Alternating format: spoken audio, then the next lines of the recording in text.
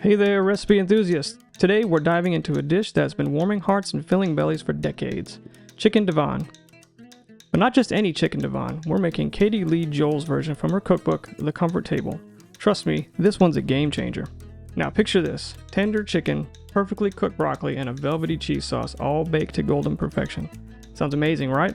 Well, stick around because I'm about to show you how to make this comfort food classic. The Comfort Table by Katie Lee Jones is just about the only cookbook you'd ever need when you're craving comfort food. It's packed with delicious, approachable recipes guaranteed to make you feel good when you're done eating. Do yourself a favor and check it out. I'll leave a link in the description. Alright, let's start with our ingredients. Here's what you'll need.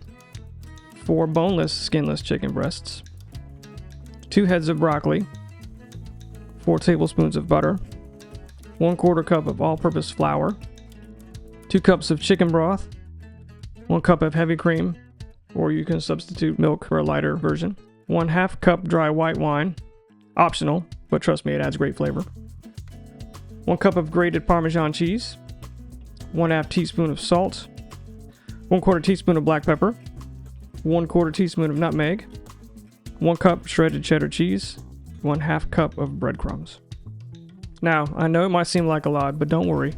We'll walk through this step by step, and remember, cooking is all about having fun.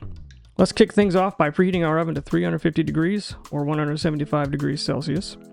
While that's heating up, we're going to start with our chicken. Now, I know some recipes call for pre-cooked chicken, but we're going the extra mile here.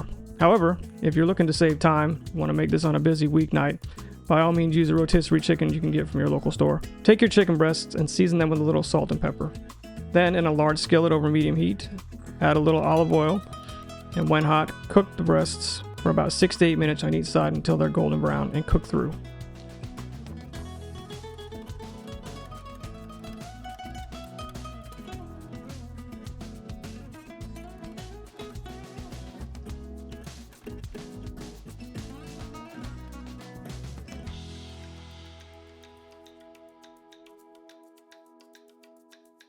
Once they're done, set them aside to cool.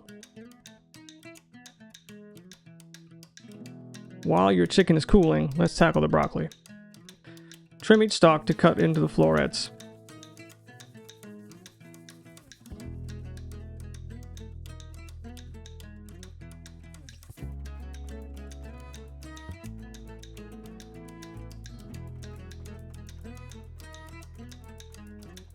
When you're done trimming the broccoli, you can save the broccoli stalks as a base for a nice broccoli soup or a vegetable stock. No need to throw them away. Take the broccoli florets and steam them until they're just tender, about 5 minutes. You will still want to have a bit of a bite because it'll cook more in the oven later. Once it's done, we'll shock the broccoli with some ice water to stop the cooking process and set it aside for later.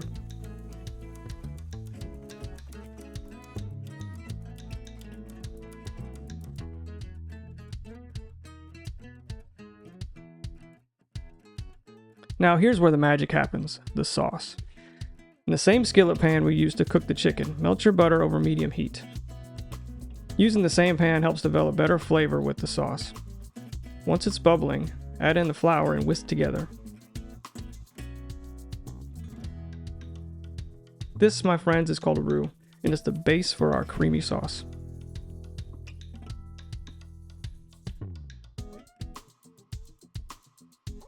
Cook the roux for about a minute, whisking constantly. If your roux looks a bit dry and clumpy, don't worry, that's normal.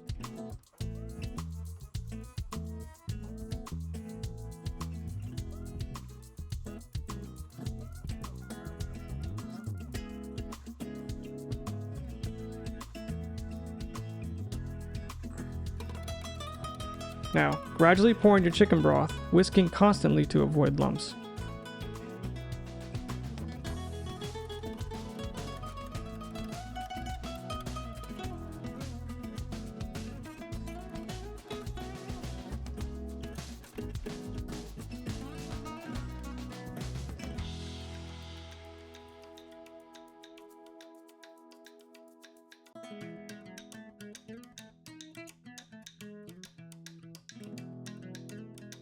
This is where you channel your inner wizard watching as the sauce thickens before your eyes.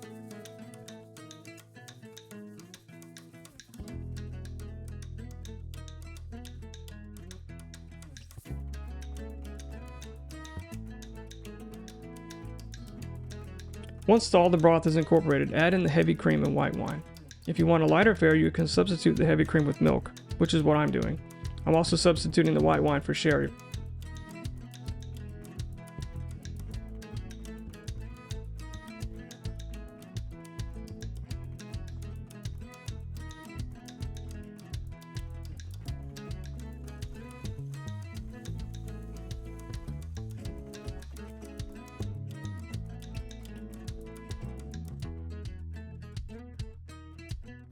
Keep whisking and let it simmer for about 5 minutes until it's nice and thick.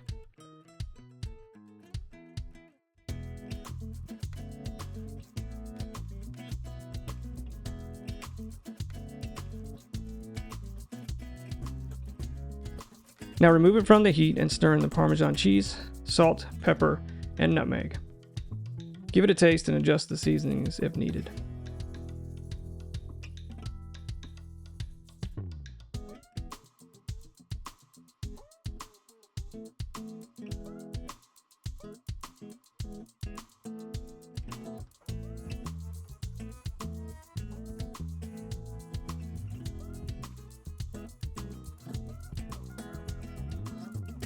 Now let's put it all together. Grab a 9 by 13 inch baking dish and arrange your broccoli in an even layer on the bottom.